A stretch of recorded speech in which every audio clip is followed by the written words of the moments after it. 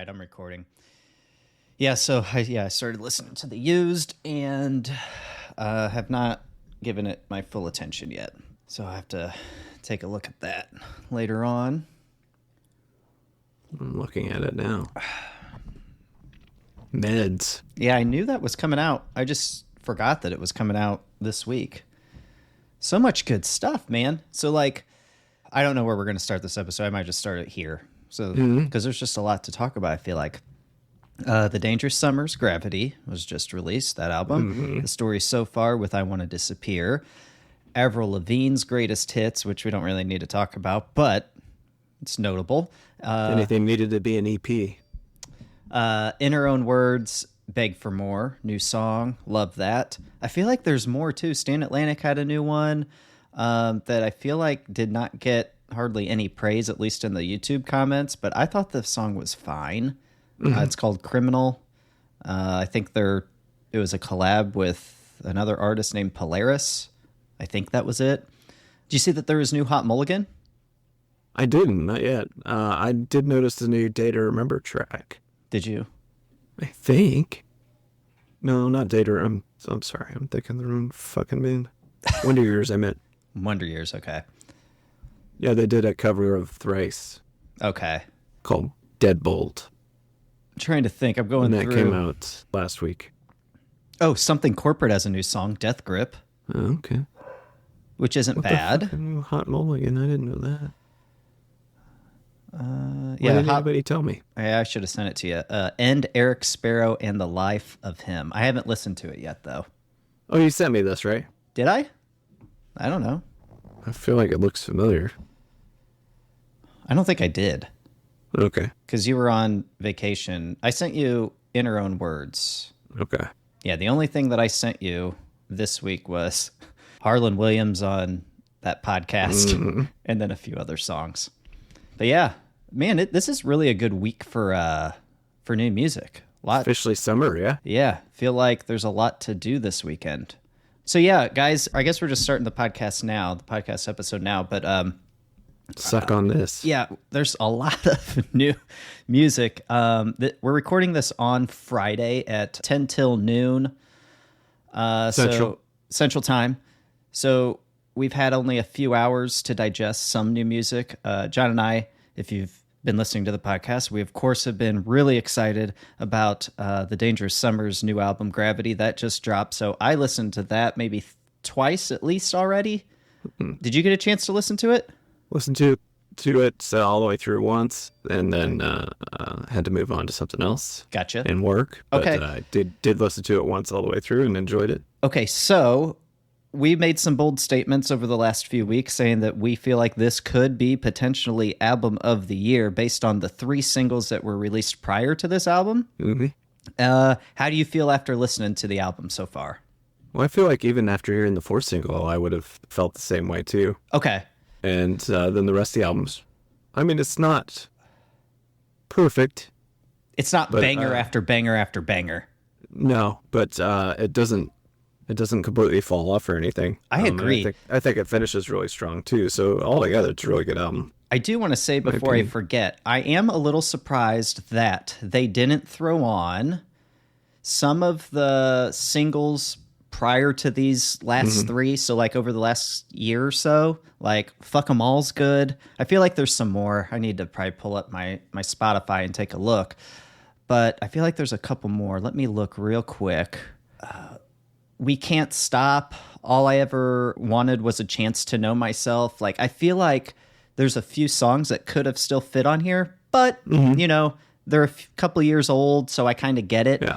And maybe... They might have only wanted to include songs that were, you know, maybe finished by this group and, you know, not the members that have left. That's true. That's very true, too. Want it to be their own record. So. But at the same time, though, it's just, you know, I've seen the strategy played, and you know, it helps the streaming numbers for the album as a whole if they just would put those albums on or those songs on here. But nonetheless, you know, I don't think there's a bad song on this album. I think so Where Did All the Time Go is the newest single. That's one you were just talking about. That's good, but I feel like the other single on this album would be Dream, track number 11. I think that one's really solid. It kind of gives me like newer Blink vibes, just music wise, not like Mark Tom singing or anything like that. But I just feel like that music, and maybe even like a little self-titled Blink is in there. I really like the music overall on this album. It's just no song Clouds in sounds My the Eyes same. was really good too, I thought. Yes, towards the end, yeah. Absolutely. Yeah. Yeah, I don't think there's anything that like I would take off of this album. It's really good overall. I think it's still gonna be a contender for album of the year for sure. And I feel like this is an album that'll grow on me even more because I felt like it got better even on the second listen through. So we'll see. Yeah, I was really happy with how it's produced. Yeah, it sounds great. Natural sounding to me. It's not, especially when I played it and then listened to the story so far afterward. Just the difference in sure. I dynamics feel like, from one to the other. Yeah, I started listening to the Story So Far's new album today. And I feel like on a few tracks, I don't know if you got this, and I feel like I said this on one of their singles off of this album, that I feel like the lead singer's voice is not like loud enough. I feel like it could be brought out more in front, but I just feel like everything sounds flat. Yeah. Especially like the first few songs on it, and then it kind of picks up. It's maybe I just got more used to the sound of it, after 4 or 5 songs. Sure. But I still enjoy it. It's just there's production decisions that I would have made differently. Yeah. The bass sounds like just garbage. See, I haven't dived into it like that to where I can really give a strong opinion other than, like you said, it sounds a little flat in areas. And you'd think too, after having like 4 years off, because this is their first album in like 4 years. Yeah, that was the disappointment to me. It's like, I feel like Big Blind came out like 2 years ago or something. Right. Yeah, it does feel like a long time. Let's see, when did that come out? Well, we'll do some real time here. I mean, I don't think it was quite that long, but it just has, it feels like it's been that long. So yeah. Let's see. It compared to me the way the new Blink sounded to me the first couple times. Like I just wanted it to sound better. Like it wasn't about the song being bad. It was just I wanted it to just sound. Quality sound wise. Yeah. It looks like Big Blind came out August 3rd of 2023, so almost a year ago. Jeez, I thought it was longer than that. But it feels like a long time because Letterman was just released this year in March. So, and that's Letterman's the one I guess I was referring to because we talked about it on the podcast where I just felt like Parker Cannon's voice just was not loud enough. Definitely going to have to dive into this album a little bit more because man, Letterman was solid. Big Blind was solid. So, and the newest single was probably my favorite of the three, but yeah, what was that? I didn't hate listen to it or anything like that. It was just, I'm just coming off of listening to The Dangerous Summer. It's like, it's a big difference in sound. Yeah, it doesn't sound old, and it doesn't sound, it just sounds familiar in a good way. Yeah, I get you. That makes sense. Like when you hear something and you feel like you've already heard it before, but you haven't, that kind of feeling. What do you think of the In Her Own Words? They're finally back. I feel like it's been a couple years since we've heard from them. They have a new song called Beg for More. I need to listen to it, I'll be honest, and then I can have an opinion. I think if you liked the last album or liked some of the songs on the last album, you're going to like this because it's a little bit of the same stuff. And that's, not a bad thing, of course, but I like that they're still staying true to their sound right now. And it's my understanding that I had heard that some members had left the band, and it sounds like there's only 2 members left, lead singer and somebody else, I'm not sure who. So a lot of fans on Reddit are a little concerned about how the band's going to sound going forward. I don't know if the news I have is shareable yet. I'll just go ahead and say it, and if not, then I'll cut it out. But sounds like they're going to be releasing an EP, and all these songs were written with the previous members before the other 2 had left the band. So I don't think their sound's going to change too much, but maybe we could get one of the guys on the podcast to kind of talk about that and see where they're going. So we'll see. So this new EP that's coming out, it's going to be typical in her own words, I assume, but I'm interested to see what's going to happen after the fact. So yeah, hopefully it's not I mean, I don't like when bands change their sound too much, but who knows? We'll see if that's what happens. Kind of bring me the Horizon vibes a little bit, which I like. Yeah, I'd agree. To it, sampling it. Let's see, John. Was there any other? Did you listen to The Used at all, or no? I haven't had that. I didn't realize they put a new album out. Yeah, just found that out too. So, lots of listening that needs to go down. Guys, let us know on the socials what your favorite release was this week. Lots of singles, lots of albums dropped in the scene. So I'm sure I'm missing some. I haven't even gone through the list of what's been released today. So normally that's what I do on Fridays, but since we're doing this podcast episode a little early, I'm a little behind. Somebody posted something very nostalgic. Where at? Reddit? To me, touching on The Used, it was when they were on TRL and they like took over a whole episode of TRL. The Used did? Yeah, it was right when their first album was hitting. No way. They did like 4 or 5 performances on MTV, I think. Holy cow. I didn't know that they had that kind of exposure. Yeah, I have it on cassette tape somewhere, or VHS. Oh, I'd love to see that. Is it on YouTube? Oh, yeah. Okay, I'll have to look that up. Sweet. Yeah, they do 4 or 5 tracks from that first record, I think. Okay. Yeah, they were a big deal. I just didn't... It's like they came out of nowhere, too. I know. Dude, that was just such a great time for music, though. Mm-hmm. There's so many good bands. 2002, 2000. I think it was from 2003, but I feel like I started hearing about them at the end of 2002. Yeah, that could be right. I mean, I was obsessed with The Taste of Ink. I just thought that was oh my God, an earworm of a catchy song. Like, that's one of the top scene songs of all time. Has to be. I don't think people talk about Buried Myself Alive enough. I think. Oh my God, the song. Yeah, that's a banger as well. Jeez, so much feeling. Like I talk about AJ Perdomo from The Dangerous Summer having such one of those voices that is just you could feel what he's singing. But same with Bert, man, especially on those first few albums. I feel like with the new one with AJ, they're kind of embracing the grit in his voice a lot. Like they just allow it to live, and it just. That's what I mean. You just feel it a little bit more. I feel like that's it. I feel like that's the secret ingredient, Yeah, there's something about hearing somebody's natural voice and just it's not to say it's bad, but there's imperfections and that's okay. Oh, and I remember hearing like speaking of imperfections, hearing a Dave Grohl interview, and he goes back to when, bands would record to tape. And there wasn't Pro Tools. There wasn't you couldn't make anything sound really perfect, Yeah. And he goes back to basically saying, I love the imperfections. I love the little tiny mess ups or maybe it wasn't right on time, the time signatures or whatever, because that's what really makes a song and it adds feeling to the song. And I can't agree more. It seems like nowadays with a lot of songs, and it's just the nature of the beast nowadays, but everything sounds perfect. Yeah. It's almost like...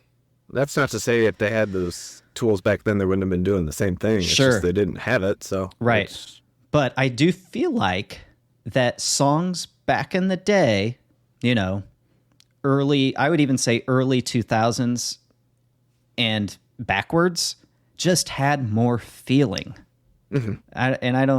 I don't know. You could just actually feel the music, feel it. I don't know. No, I feel the same way about the live sets that we're seeing now. Just because it seems like everybody's just plugging into one system and no amps on stage, and there's just let me hear a little feedback. Yeah. Oh, and you know what? Not to toot our own horn or anything like that, but what just came to mind is on our first album that we recorded as Yeti, there's one song. What's the song that ends and it goes da-na, da-na, da-na, da-na. What is that song? I'm gonna have to look it up real quick, and I'll cut all this part out. But I can't remember. I was thinking, like, if I tried to play songs now, I don't know that I remember the parts anymore.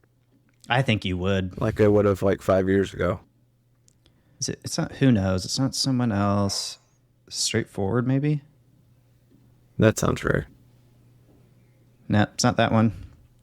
It'd be taxes. Taxes. Oh, yeah, it is taxes. So if you go to, like, right at the 255 mark, you can... I'm doing the da-da-da-da-da. But at the end, it's like you can hear me hitting, like, the G string, I think, is getting caught. And it's going da-da-da-da.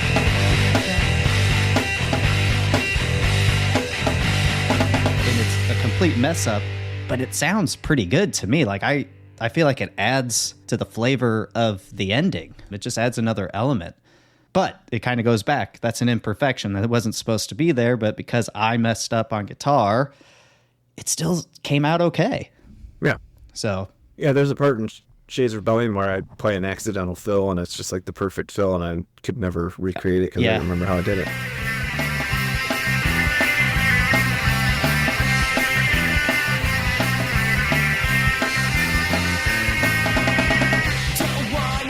I remember you saying that. But yeah, it's just, it just adds a little bit more feeling. So yeah, not to say we need to go back to that. To kind of that kind of palm muted kind of feedbacky kind of harmonic sound. It's good. But I would like to see, not that we need to go back to that sound or that type of the way of recording, but man, if it's not perfect, don't worry about it. Just, it's probably great and perfect how it is and how it just comes out. Yeah, sometimes the first take is the best take. Absolutely. Did you see that I sent it to you? Blink-182 just played a brand new song called Can't Go Back at one of their recent shows. It sounds good. I'll leave it in the comments below, guys. So, not comments, in the show notes. We did a boxcar track and a plus 44 track. Also. Yeah. It looks like they played M&M's for the first time since 2016 and the first time with Tom since 2013. Like you said, they played plus 44s when your heart stops beating, and then they played Boxcars There Is. So that sounds like that would have been a fun show to go to. It's got some Angel and Airwaves vibes to it. It does. And it sounds like new Blink too. I'll say that. And self-titled Blink vibes as well. I feel like it's got all that. I really like it. I really want to hear a studio version of it. And you can tell there must be a studio version already because you can hear like backtracks. Yeah. Like piano or synth or something. So that makes me wonder, is there a new Blink coming? Because I saw Tom said in a recent interview that they're going to take off, I think, a few months after this tour wraps up. So I think the tour wraps up in 2025. I could be wrong. That sounds like a long time from now, but yeah. That's not bad. Yeah, it sounds really good. I think you guys should go definitely check that out. All right, John. So for some news, I thought for fun, we would talk about Alternative Press's recent list of the 5 best emo vocalists of all time. And we graded another list of of alt presses a few weeks ago, or I guess a couple months ago. Were we kind? Probably. I can't remember what we even did. But anyways, expect anything else. I thought we would grade this one as well. So 5 best emo vocalists of all time. We'll take a look at the list, see if we agree, see who's missing, see who shouldn't be on the list, whatever. What do you think? You good? Oh, let's do it. All right.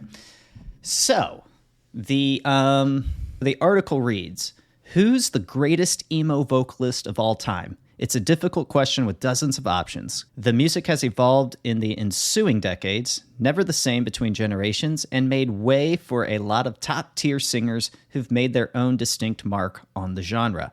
Naturally, we turn to our readers and ask them to name the best emo vocalists, regardless of era, and these are their top picks, ranked accordingly below. So, Alt Press asks their fans, their readers, who do they think is the best emo vocalist of all time? And here we go. I already know one that's probably should be on there and won't.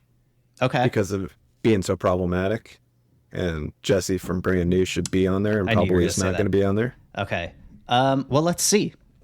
At number 5, we mentioned him at the top of the show already, Burt McCracken. They said, while it's debated if the Used are really considered emo.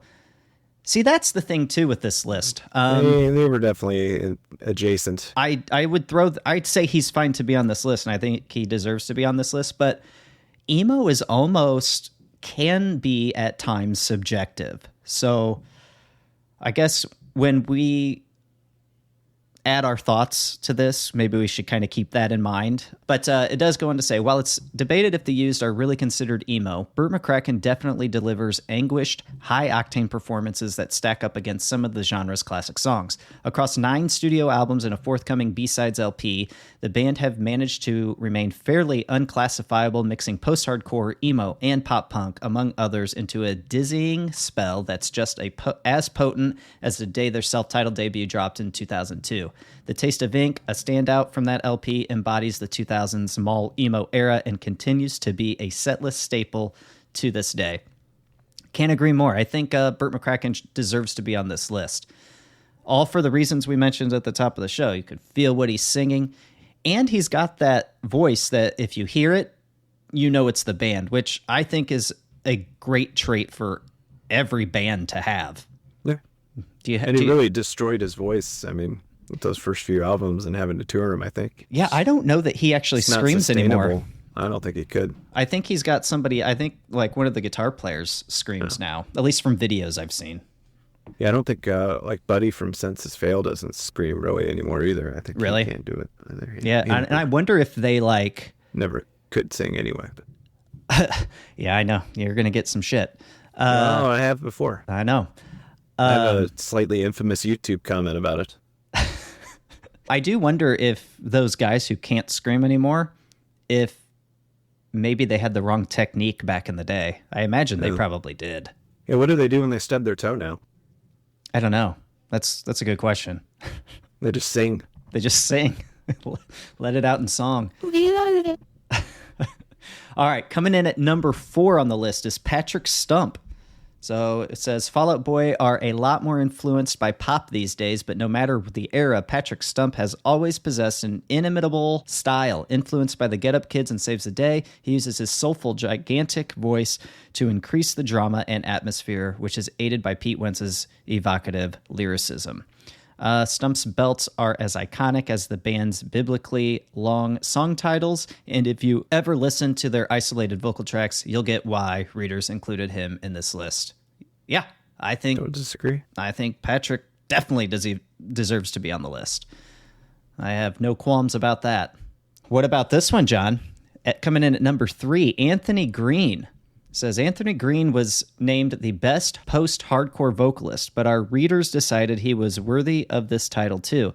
Between his many bands from 2000s outfits, Seosin, Circa Survive, and The Sound of Animals Fighting, to his latest venture in the supergroup LS Dunes, plus his gut-wrenching solo material, Green is a versatile singer who's able to adopt and blur multiple styles into his own unique vision. He also tackles addiction with fearlessness and empathy, letting others know they're not alone through his striking lyricism.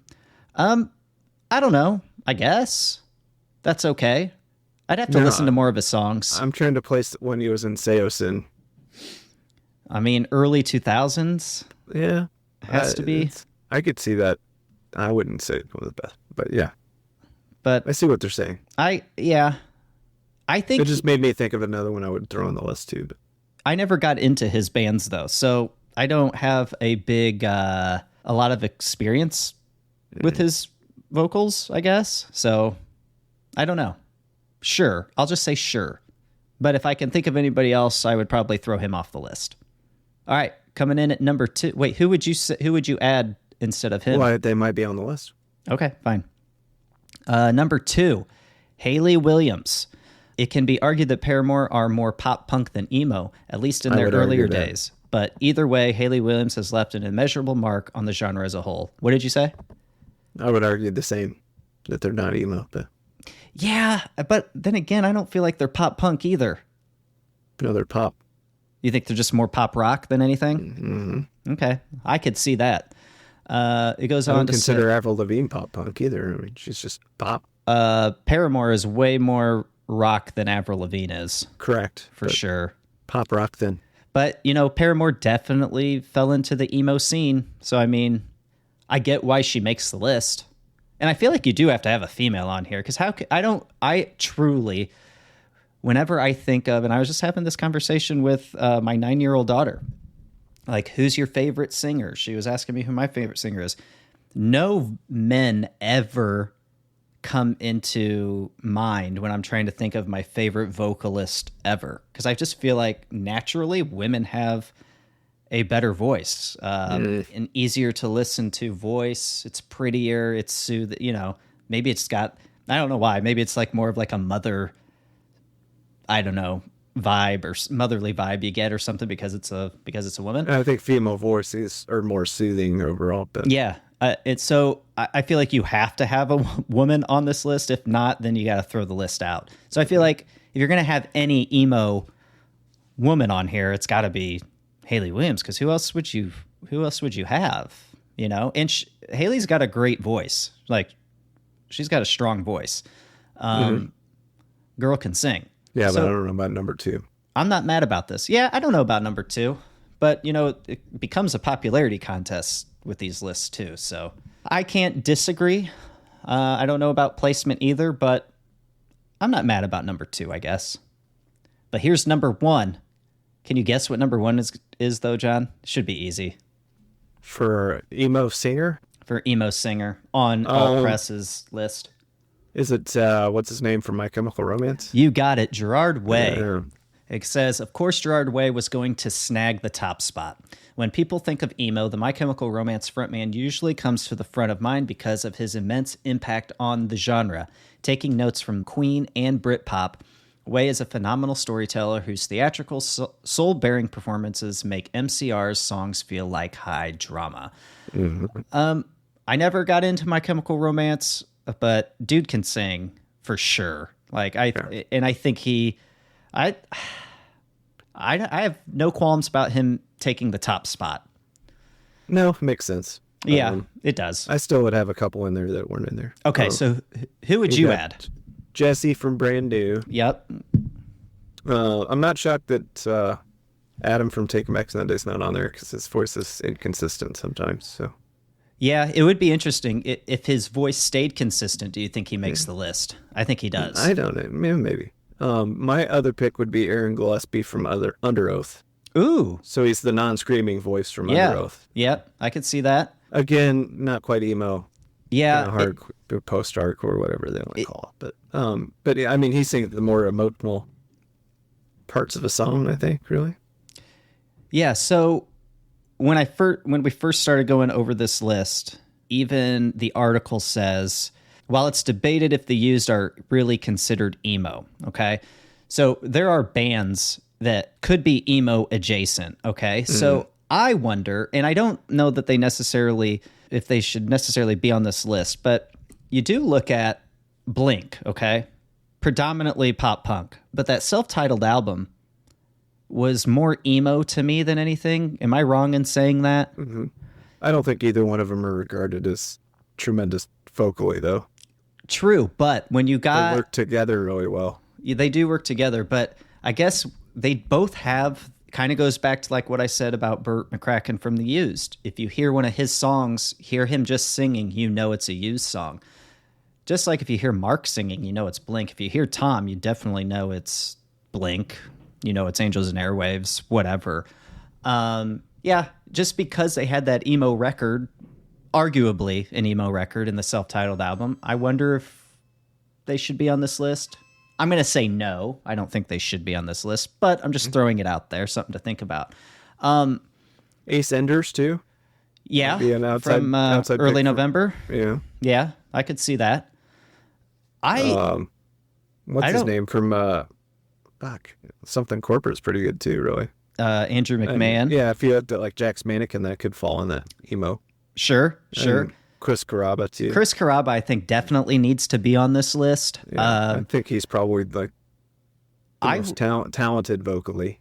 I would probably put him on before Anthony Green for sure. And then I feel like this list is pretty damn solid, and I wouldn't be able to argue it. Now I might be able to argue the order of the list, but ultimately I think they got it. I think Patrick Stump needs to be before Anthony Green for sure. Oh, and what's his name from Panic at the Disco should really be considered too. He's got a great voice. Brendan Urie, yeah. How did he not end up? Probably didn't end up on here because of all the allegations. But yeah.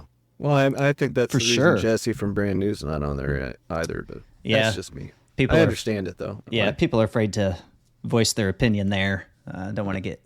But you can not support somebody now and still say they were good. Sure. Yeah. Facts are facts, right? Whether they're a bad person, talent speaks for itself. We've had this argument. Yeah. Numerous times. Yeah, that's just separating the artist from the craft, from the art.